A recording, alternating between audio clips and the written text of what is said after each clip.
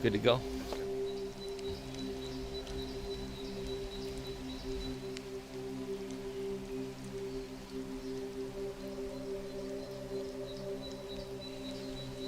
Two. I got it.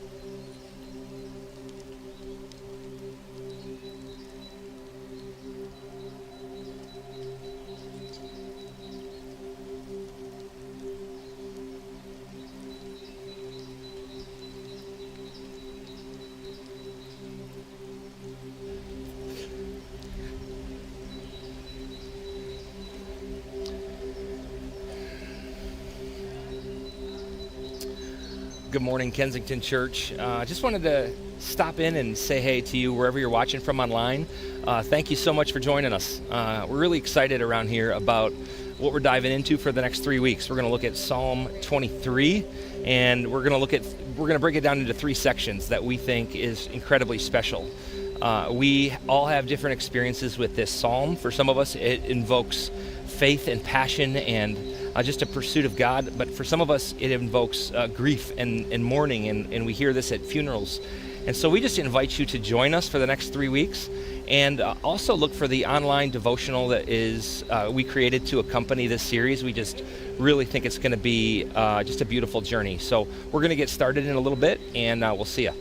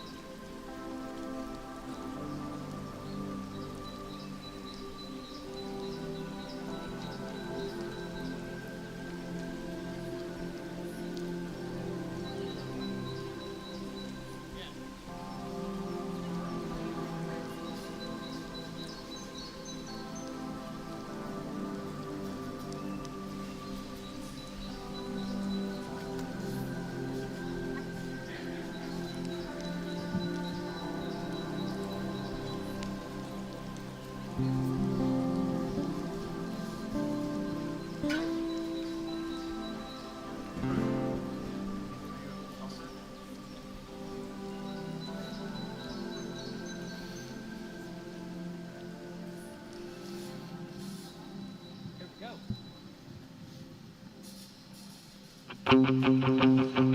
morning, Kensington. How's everyone feeling today? You ready to raise a hallelujah with us? Let's stand together. I'll raise a hallelujah in the presence of my enemies. I'll raise a hallelujah louder than the unbelief.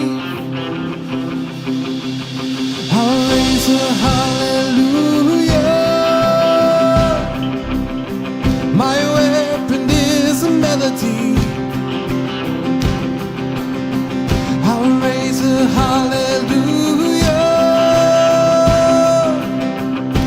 Heaven comes to fight for me.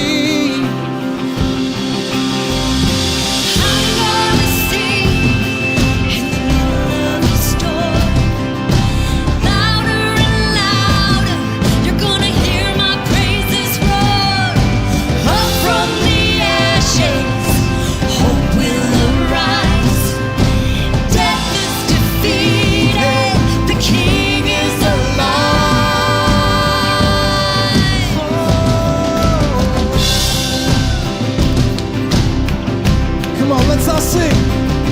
I'll raise a hallelujah with everything inside of me. I'll raise a hallelujah. I will watch the darkness leave. I'll raise a hallelujah.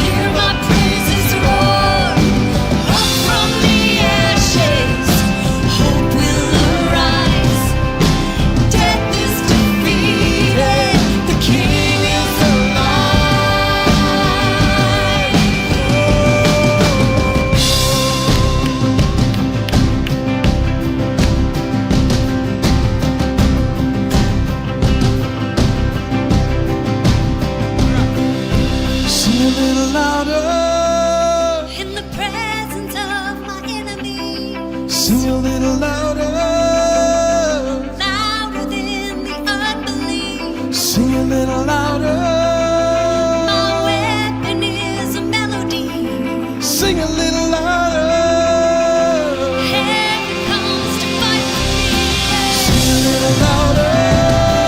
In the presence of my enemy. Sing a little louder. Oh, louder than the unbelief. Sing a little louder. My weapon is a melody. Sing a little louder.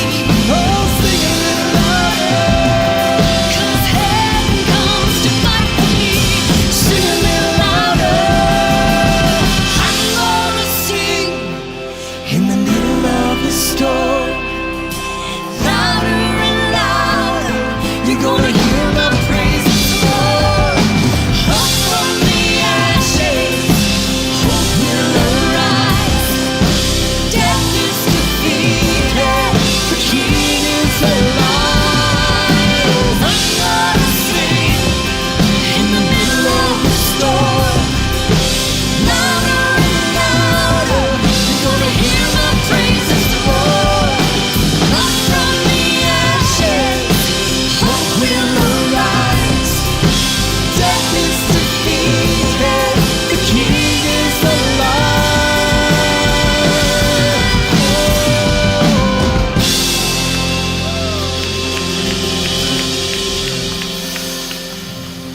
Thanks for singing with us. We're starting a new series today on Psalm 23, a familiar passage of Scripture. And it talks about God being our good shepherd and that we don't need to live in fear. He's with us. This is a promise that is throughout Scripture. Even in those times when it feels like he's not there, we can be assured and cling to that promise that he's with us. We trust, we believe, we keep our eyes on him. This next song reminds us to fix our eyes on this truth and to take courage.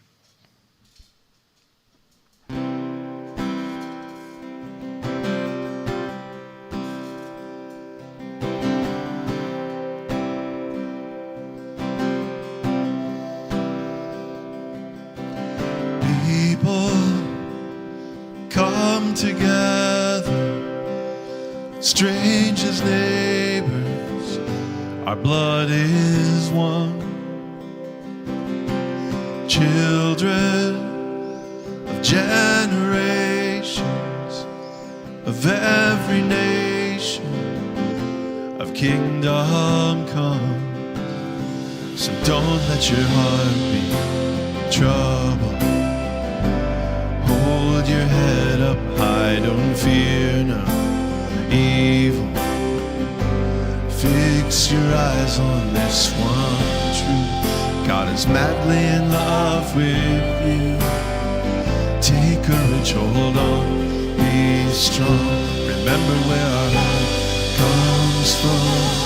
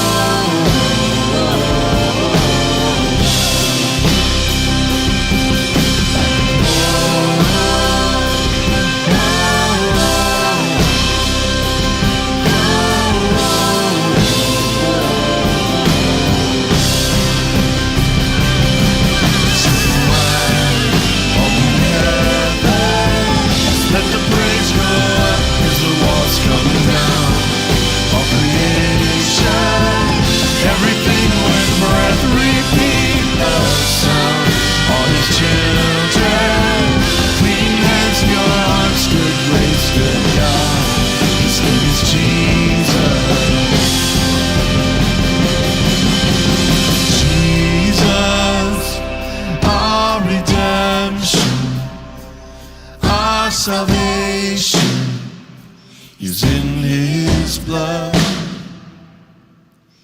Jesus, light of heaven, friend forever, his kingdom come. Well, thanks for singing with us today. Amen. Before you sit down, maybe take just a moment to say hi to some folks around you. Give a high five or a handshake.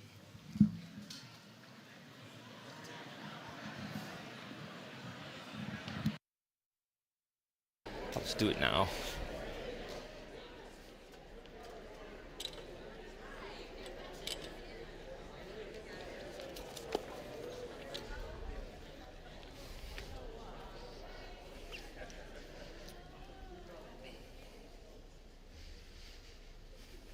Well, good morning. How's everybody doing? Good to see your smiling faces this morning. I just want to say, first of all, just welcome. Welcome to Kensington, Traverse City. And if you're new or newer around here, I hope that you find us to be a people who are genuine, but also deeply just devoted and in love with pursuing Jesus and everything that means. And so if you're newer, welcome. And for those of you watching online, I just want to say welcome to you too, wherever you're watching from. Thanks for carving out the time to watch what's going on here. We hope that we can meet you in person someday soon. I love what's happening around our campus. Not a week goes by where I don't get excited about something that is happening around here, something that's part of our community, relationships, mission. And so I just wanted to point out a couple this week. Wednesday, I had the opportunity to attend a Freedom Builders kind of celebration dinner. Can you just raise your hand if you know what Freedom Builders is? So some of us are familiar with this, with Skip and all the work that he's doing. I got to attend, I don't know if we showed this picture or not yet, but I got to attend this dinner, and it was really interesting hearing what Freedom Builders does. Really, they provide new roofs, doors, handicap, wheelchair ramps, windows on houses. Like, they help people with the needs that they have. And Skip stood up on Wednesday night and he said, it's not about the roof. It's about how someone perceives, like, us giving them a roof is an expression of God's love for them. And so it's a way to love people with the love of Christ. And I love this. And so I'm sitting around the tables and I'm realizing, and I'm hearing conversation about how there's so many people from so many different churches in our greater Traverse City community. And it just struck me because it's like, man, I feel like we're in a season where there's so much division, there's so many things dividing us, and I attended this thing and it's like, holy cow, there's a unity, there's a oneness there. And it reminds me of Jesus' prayer for oneness of the church. Like, his prayer was that we would be one so that the world would believe in him. And I think Freedom Builders is just doing just a great job. And I love Larry Masterson and the partnership that he has with one of our move-out teams, partnering with Freedom Builders. It's just amazing that we get to do that, that we get to be part of what God is doing in our community. So I went from that to a different thing. I actually went from that to here, to our campus. We had our family movie night. We began with games. You can see kids playing games and John's awesome hat. And we had just music, and then we have this big blow-up screen, and the lawn was just kids spread out on the lawn watching a movie, parents probably a little upset that we gave them too much sugar too late at night, but just a great time. You guys, there's life happening in our community. These are just two things. When we talk about as a church, like show up, jump in, we're talking about stuff like this. We're talking about looking at the calendar and seeing the upcoming events and the things that are coming down the line, opportunities for you to connect, build relationship, maybe get in a move-out group. We're just excited about it. We're excited about being a church that isn't just concerned about the things that happen in this room, but we're actively trying to mobilize and be the hands and feet of Jesus outside this place. So there's a couple things that are coming down soon, and so if you're a student and you want to think about getting involved, jumping in, there's our student launch happening September 11th. I know John has been preparing for this. So whether you're a breakaway student or an edge student, middle school, junior high, and high school, that's happening September 11th from 4 to 6. So I just want you to put that on your calendar, or if you have students, that's the thing to go to. It's the fall kickoff. Other ways to jump in. I don't know if you saw the table in the lobby, but there's a table. We have a partnership with Traverse Heights Elementary, and this year we're just doing a drive to get school supplies for students. And so we already have a ton, but we need more. We want to bless the socks off that school. And so if you go to the back table, you can find a list of just the things that we're asking to partner. And then the last thing I would say is I would just encourage anybody here to consider being a school a mentor, a Kids Hope mentor at Traverse Heights Elementary. You can mentor an elementary kid and be just a positive presence, a light in their life. And so that's also at the back table. I just love what's happening around here, though. As many of you know, each year we take a congregational vote. It's around this time every year, and basically what it is we affirm the elders of our church, and we also affirm the budget. So we do a lot of work to look at last year's budget and prepare for the year ahead. And so Craig Mays is helping us think through that. He's helping us lead all of our campuses, and he put together a brief video to kind of show you. So check this out. Hello, Kensington family. I'm excited to share with you a few thoughts on the coming ministry season. But first, I want to express that I am deeply grateful and humbled to step into the position of lead pastor of Kensington Church, a church I have known and loved and which has had such impact on me for more than 22 years. Every time God has asked something big of me, I have been just like Moses, standing right in front of a burning bush, arguing with God, telling him that he got the wrong guy. But every time, God has won the argument. In the video announcing my position as lead pastor in June, Kensington founder Steve Andrews and I shared that we as a church are moving forward. We expressed our excitement about where God is leading us. But on the heels of that video, our elders and leaders brought to my attention that their work on the 2022-23 budget revealed a need for reduction based on certain economic realities, which would impact our staff and our programs. This new budget reduction honestly did not sit right with me. To talk about moving forward only to immediately cut back seemed incongruent. As I thought and prayed about this, I sensed very strongly that there was another path before us. 3 things came to mind. The first was celebration. While 2.5 years of COVID decimated many organizations and churches, that has not been the story at Kensington. Our in-person attendance is still well below our pre-COVID numbers, and yet our giving has only suffered about a 10 to 15% reduction. That is not the story that we are hearing from so many churches. The second thing is perspective. As I thought about the idea of coming to you with news of reduced budget, I remembered so many accounts in Scripture in which we see God asking his people in faith to step into challenges where the odds did not look good. Consider the little shepherd David running at the giant Goliath, declaring victory in advance, and God telling Gideon that his army was too big and to reduce it. In both cases, everyone knew when the victory came that it came from God himself. And the third thing is opportunity. I believe we have an amazing opportunity before us. One of the most remarkable things about this past year is that 3 times we came to you with an urgent need globally.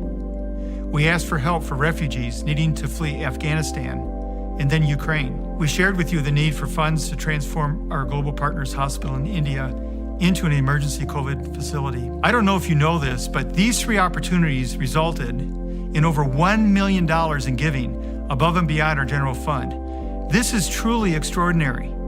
In the midst of COVID, in the midst of low attendance, I ask, how else but God? The size of the gap that we are facing in the budget for next year is about $1 million. As I reflected on all of this and discussed it with our elders and Kensington's leadership team, it became clear to all of us that rather than coming to you with talk of taking steps backward, we should instead maintain the budget and move forward in faith. My desire is to be transparent with you about our current reality and to ask you to join us in trusting God to provide. I know you would want to know this is your church and to be given an opportunity to respond. Just as we asked for your help with the 3 global needs, we are now asking you to consider helping us to fill in this financial gap in order to allow us to fulfill the vision and mission of Kensington In the Bible, David responded to the challenges that he faced with these words that we find in Psalm 44:6. He wrote, "I will not trust in my bow, nor will my sword save me."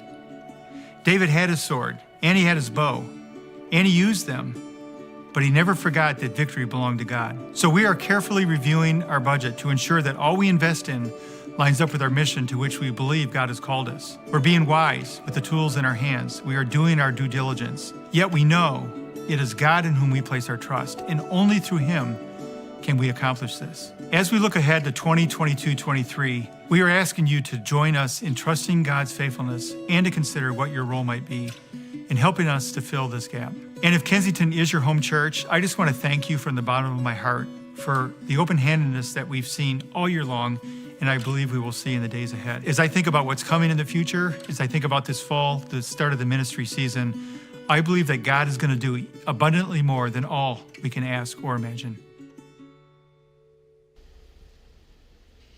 I just got to say, I am so honored to be part of a church that is in a position to press forward.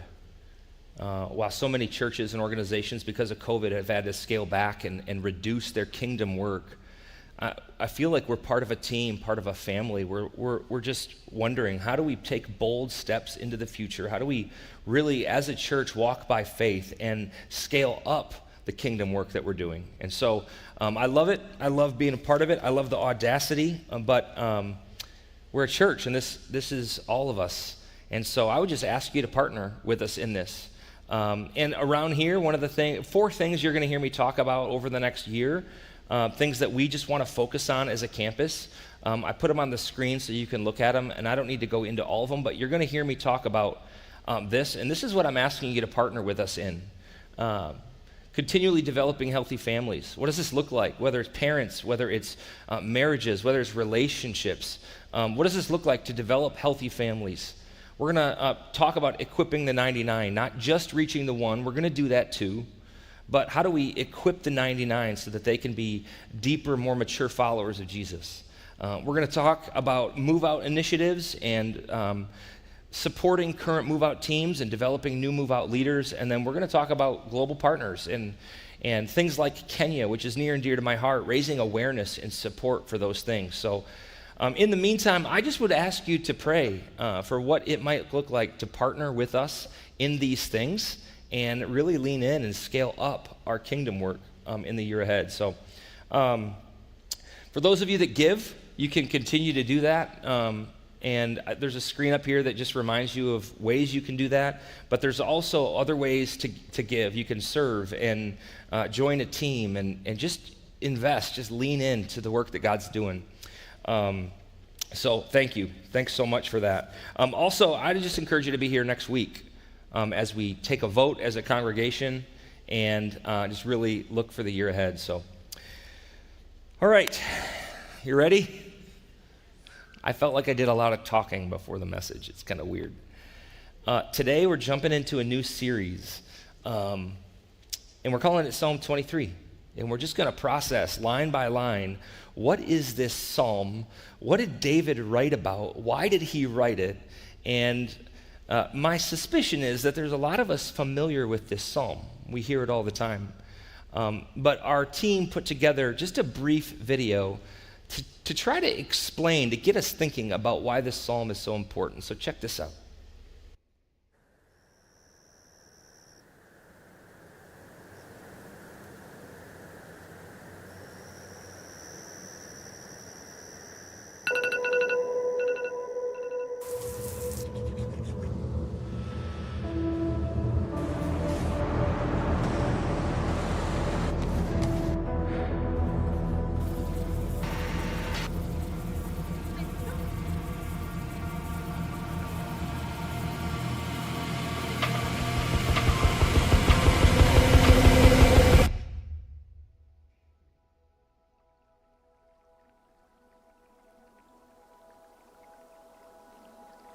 The Lord is my shepherd, I shall not want. He makes me lie down in green pastures. He leads me beside still waters. He restores my soul. He leads me into paths of righteousness for his name's sake.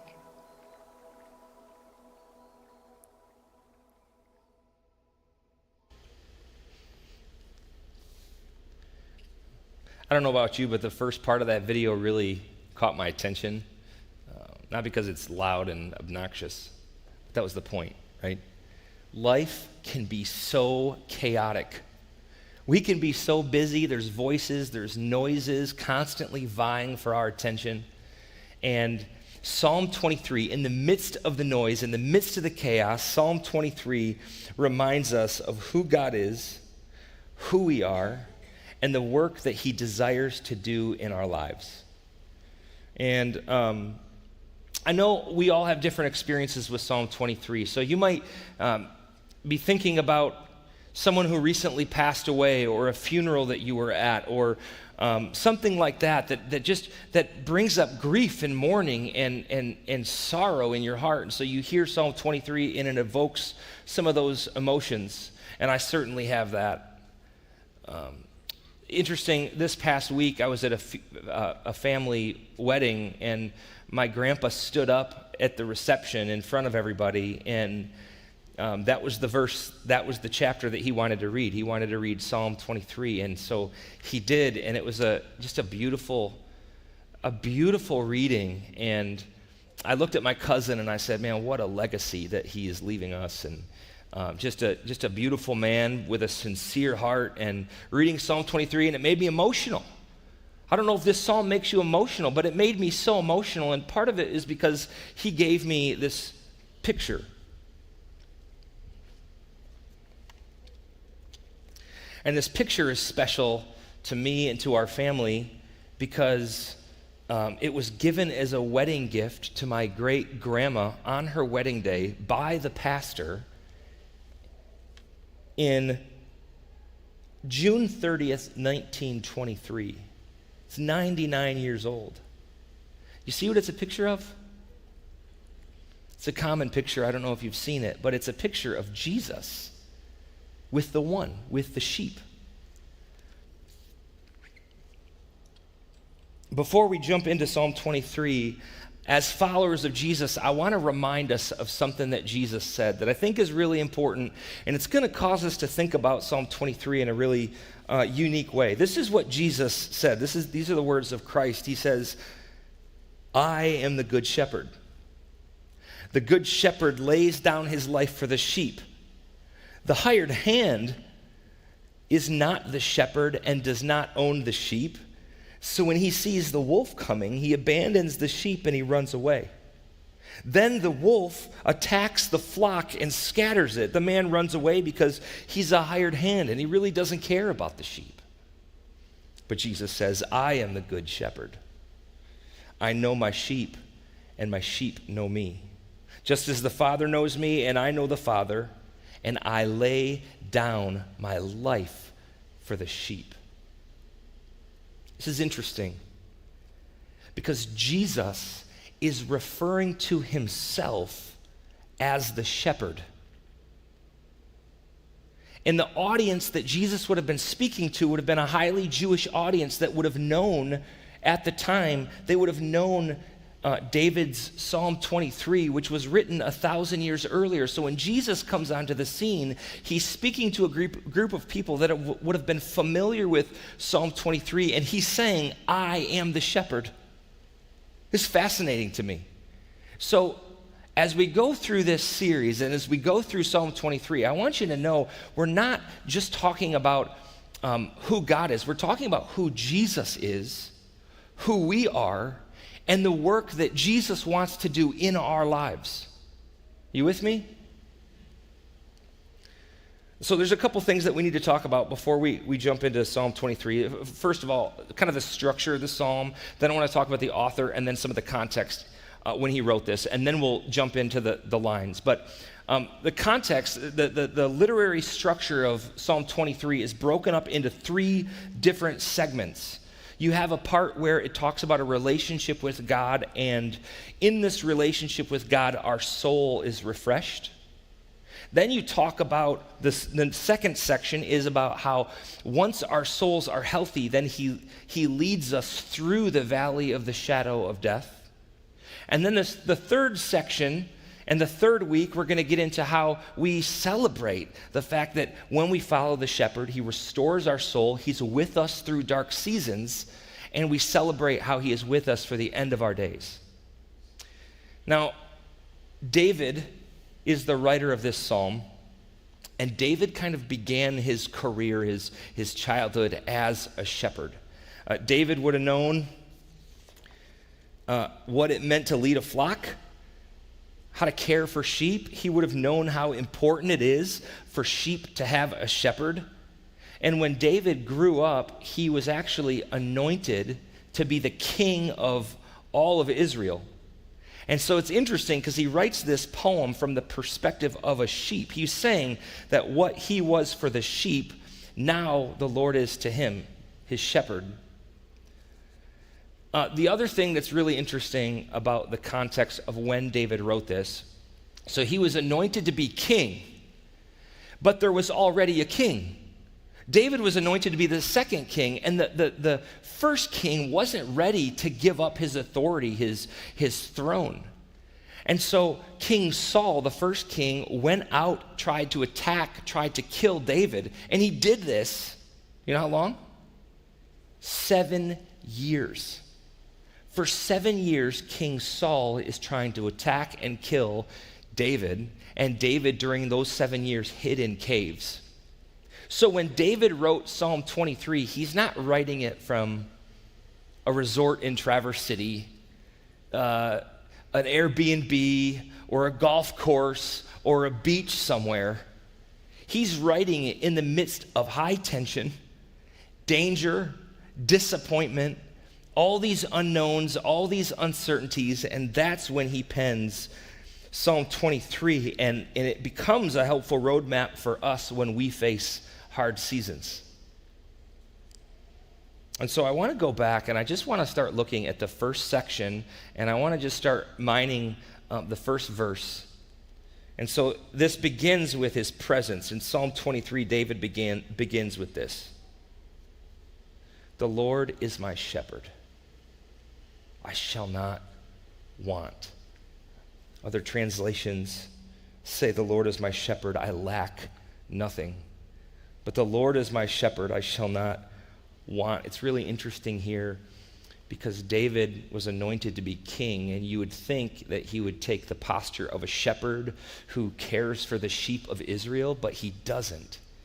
The identity that David writes with is he is someone who is in the presence of a shepherd.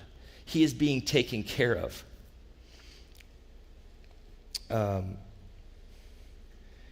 He's a king, but he doesn't like assume power or control or anything like that. Like, he takes a lower posture, and he's saying that he looks to the shepherd.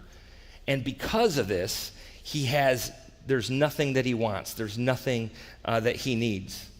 And I think this is an important thing because it helps us see the identity to which David wrote with. Like, the identity, he didn't see himself as flying solo or trying to carve his own path. He was submitting to the care and protection of the shepherd. Let me ask this. How do you see your identity? It's a question that I've been wrestling with a lot lately, like my identity, because typically, and I don't know about you, but typically, like, I just think I can pave my own way. I can make things happen. I can just go off by myself. And here, David certainly could have done that, but here, he anchored his identity to the shepherd. So what's your identity? Because I think in our culture, we have an identity crisis. We're establishing our identity from all sorts of things. Things like the ability to provide for ourselves. We establish our identity in our work. We establish our identity in personas that we make up. Power, control, pride. Some of us have an identity. We think we're right and everyone else is wrong. We can find our identity in so many other things, and I just wonder how many of us in the room, we don't we don't wake up every day thinking about having a shepherd that we look to. And that's how David began Psalm 23. We put a lot of pressure on our shoulders to get it right, and maybe you're here today and you just need to be encouraged to let go and to trust that the shepherd is good. Our souls are restored because of the shepherd's work in our lives. The other thing that I was kind of interested about this week is this idea of sheep. I was reading about sheep. And when a sheep faces a threat, when there's a predator or an unknown or there's some kind of threat on the horizon, the sheep can be trained to actually look directly to the shepherd. Like instead of focusing on the problem or the threat, the sheep looks to the presence of the shepherd and waits for the shepherd to act. And I think that this is what David was doing in the threat of King Saul trying to track him down, trying to kill him, the uncertainty that was in his life, the disappointment, the despair. He's looking immediately to the shepherd. And so let me ask another thing, just as we're thinking about Psalm 23, what threats, what unknowns, what anxieties do you have in your life right now? Is there anything going on in your life that isn't right? Is there anything that you want, like something that you want that you don't currently have? Like, what's going on in your life? Because it's in that moment, it's in that space that David looked to the shepherd, and it's in that space that we are called to look to the shepherd as well. And so David continues. We remind ourselves that the shepherd is present in our life, but the next thing that David says is interesting. It's about where the shepherd leads his sheep. This is the provision part. Like his presence guides us and meets our needs, but where does he lead us? The Lord is my shepherd. I shall not want.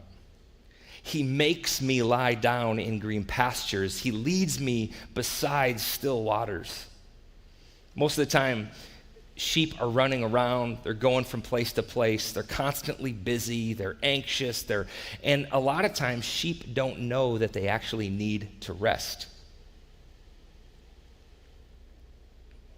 We certainly don't know what's good or best for us. I don't know if you're like me, but sometimes, I'll just be personal for a second, because sometimes maybe somebody can relate with me, but man, sometimes it feels like I'm trying to keep up with my kids' sports schedules. I'm trying to run all over the place. I have that going on. I have to go downstate for something. I want to take my family on a vacation, but I have to return that person's call, but I have to type this email. And it's like there's a zillion things happening, going on in my head. And sometimes I need the voice of a shepherd telling me to lie down in green pastures and walk beside still waters. I need it. And maybe you need it too. It's interesting that the way David writes it, he says, he makes me. Because we certainly don't know that we need rest. We need pasture time. We need pasture time every day. We need it every week. We need rhythms of pasture time in our lives so that we can experience the rest that God desires for us. Jesus did this with his disciples. You think about this, Jesus is on a rescue mission. He comes, he develops a team. Sin and brokenness are destroying the world. It's on this downward spiral, and God decides to embody himself in human flesh. This is what John talks about, taking on flesh and blood, becoming one like us, on a rescue mission to redeem and bring salvation to humanity. It's a pretty important mission. But it wasn't too important to not rest. One of the things that Jesus said, here's the situation. Then because so many people were coming and going, they didn't have a chance to eat, the disciples. And so Jesus said to them, come with me by yourselves to a quiet place and get some rest. Here's the good shepherd calling his sheep to green pastures and still waters. The Lord is my shepherd, I shall not want. He makes me lie down in green pastures. He leads me beside still waters, and the outcome is he restores my soul. Something about that just made me lean in this week. Like I just kept saying it to myself over and over. He restores my soul. He restores my soul. He restores my soul.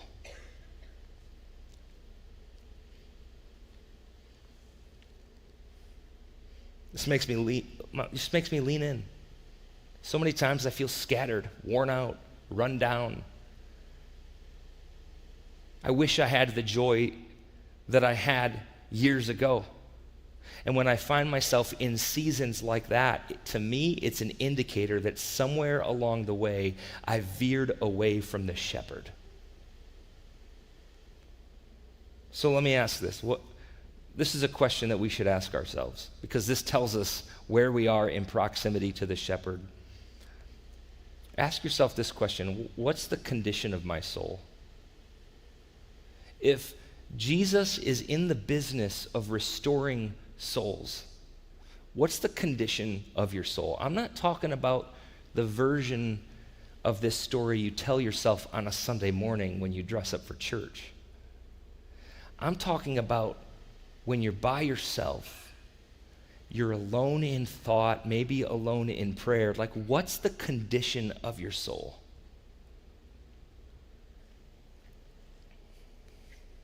This is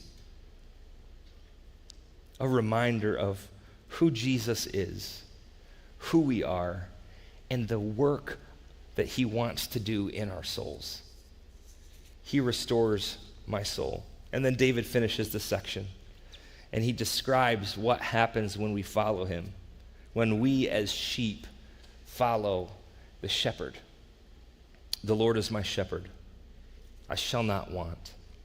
He makes me lie down in green pastures. He leads me beside still waters. He restores my soul. He leads me in paths of righteousness for his name's sake.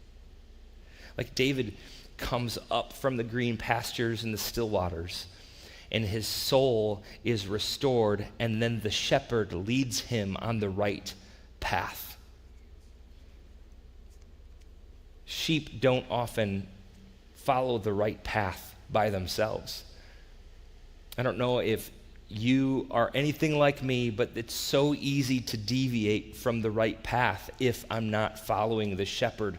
We have 1,000 decisions coming at us every single day, but Jesus restores our soul. This is the work of Christ, and he leads us in paths of righteousness. And this is exactly what Jesus was referring to when he said, I am the good shepherd. Like, he calls us by name. His sheep know him. He knows his sheep. His sheep know him by name. They hear his voice. And listen, just like Jesus did with the first disciples, he's continuing to do to us, calling us on paths of righteousness. Jesus is saying, follow me. And I'm not talking about saying we follow Jesus. I'm not talking about just being a Christian. I'm talking about actually orienting our heart to the Good Shepherd and following him with our lives. And that's my hope for the next 3 weeks, is that we would turn to the Shepherd, that we would experience the rest and refreshment that he offers, and that we would emerge walking on paths of righteousness, right paths for his sake. I don't know if you've ever made a decision in your heart to follow Jesus. I grew up in churches where people would just attend church all the time. And they just attend church. That was just their routine. That was just what they did. But it's quite a different thing in your heart of hearts to say, I will follow you. Jesus, you are my shepherd. And so I don't know if you're here, and you don't have to tell me, you don't have to raise your hand, but it's just a question that I want to put out there for you to ponder in your heart. His voice is crying out, he's calling out to you, follow me. Follow me. The invitation is there. And so as we process this, as we process Psalm 23, our team is going to play a song that was actually written from Tatiana, someone from our Birmingham campus. And it's a beautiful song on Psalm 23. And so just soak in this as we think about following him.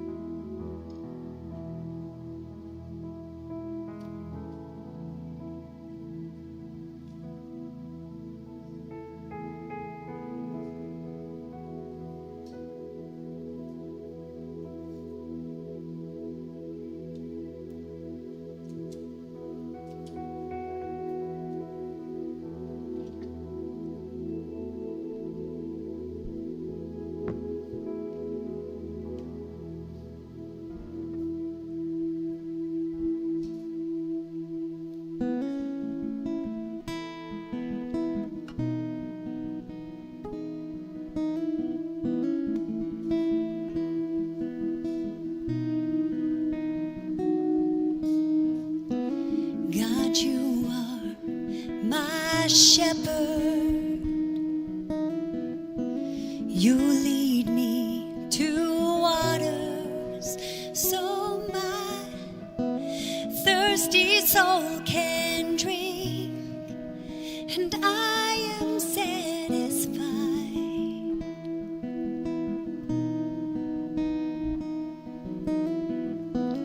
You walk alongside of me in the dark when I can't see the ground beneath my feet. Your presence steadies me.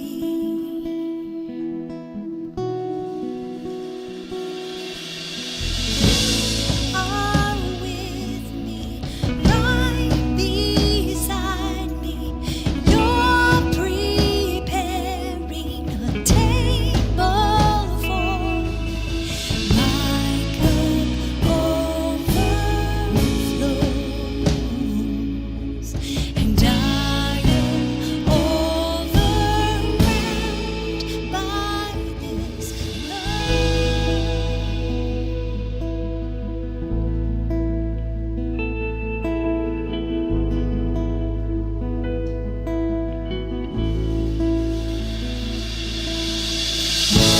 Jesus, you pursue me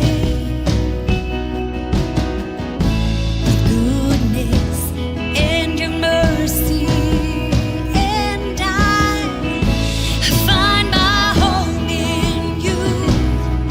I am welcome, I belong.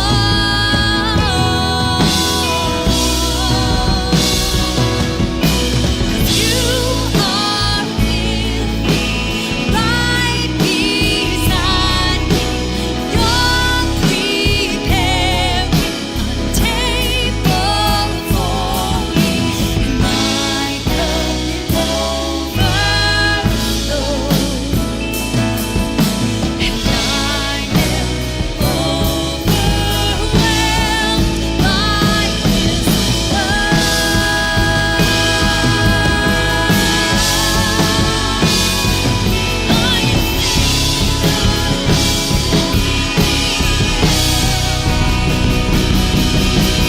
brokenness redeemed by your saving grace. I'm sanctified, justified. All my life I live with you guiding me to goodness, righteousness. Brokenness redeemed by your saving grace, and I'm sanctified, justified. All my life I live with you guiding me into goodness, righteousness.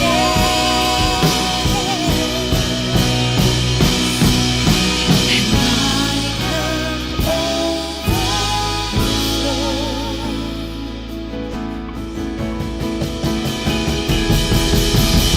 You are with me, right beside me. You're preparing a table for me. My cup overflows, and I am overwhelmed by this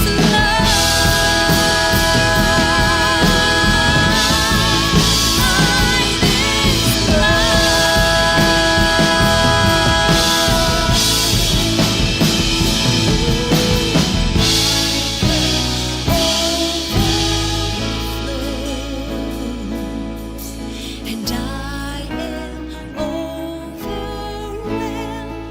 by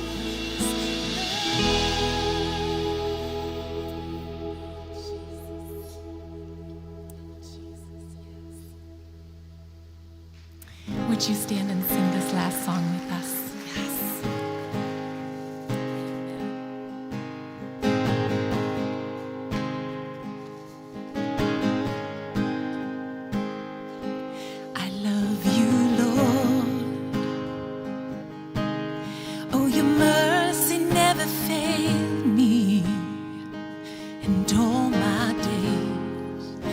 I've been held in your hand from the moment that I wake up until I lay my head.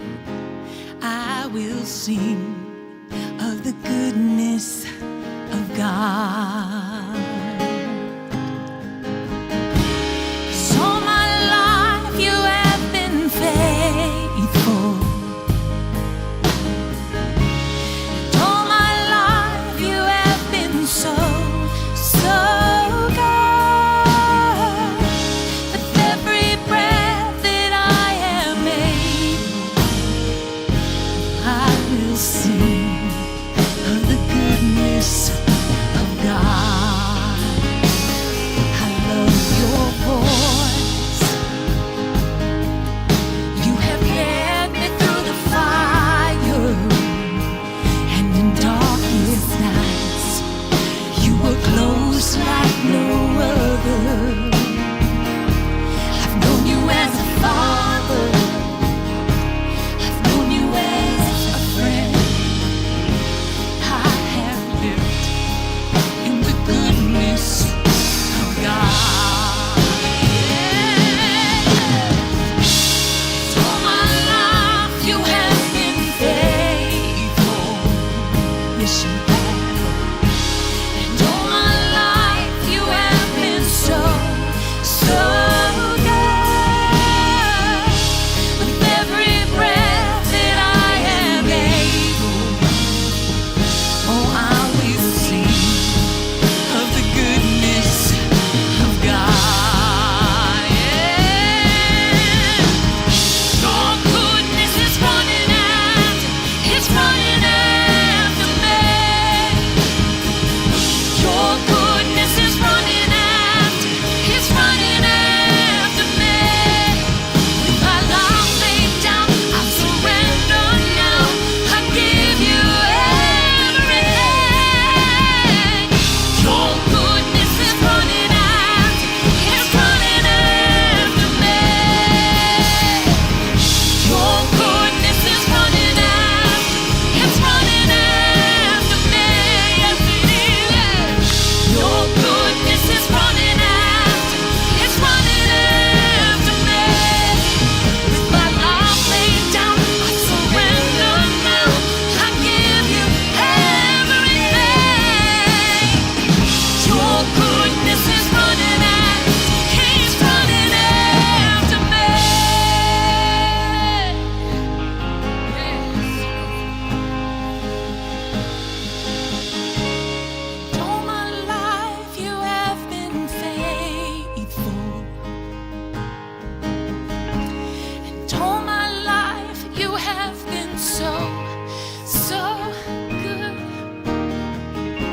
With every breath that I am able, oh, I'm gonna sing of the goodness of God. Yeah, I'm gonna sing.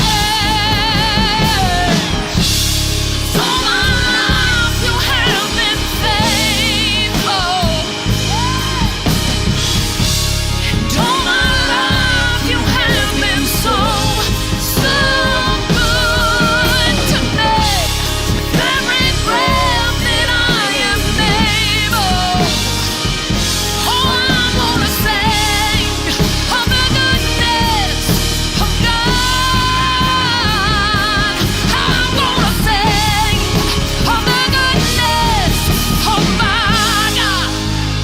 Yeah.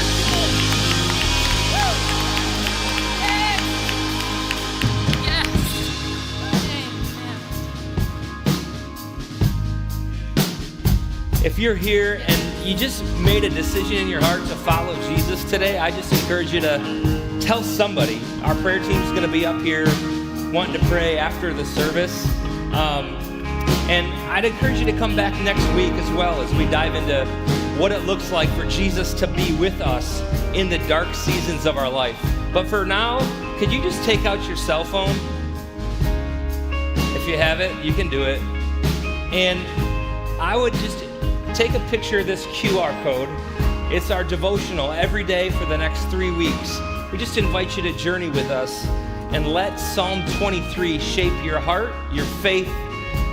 We put a lot of work into this, and we think it's going to be just a gift to your heart. So thank you guys so much. Have a great Sunday. See ya. Let's sing that song one more time.